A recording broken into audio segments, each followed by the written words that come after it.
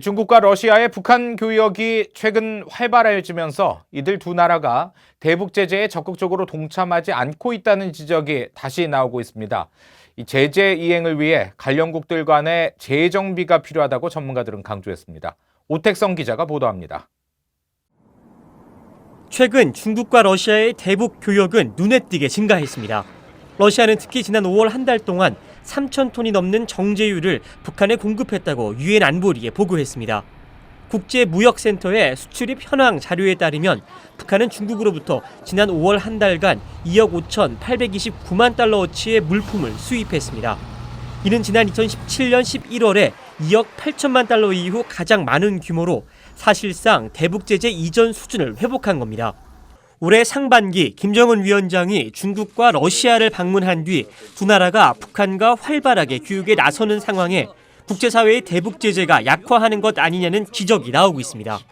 실제 중국은 최근 G20 정상회의 당시 미국의 대북 제재 완화를 요구했다고 밝혔습니다. 推动美方显示灵活，与朝方相向而行，包括适时缓解对朝鲜的制裁，要通过对话找到解决彼此关切的办法。 중국과 러시아는 유엔 안보리 대북 제재 결의에 찬성했기 때문에 제재 자체에는 반대하는 것은 아니지만 제재 이행에 있어서는 미국과 이견이 크다는 분석도 나옵니다. So I think there is not a consensus at the moment about the best way to manage the role of sanctions in encouraging a positive process on the nuclear negotiation. 또 본격적인 대북 제재는 중국과 러시아가 동의한 2017년 이후부터였으며 특히 중국의 협력은 필수적이라는 지적도 나왔습니다.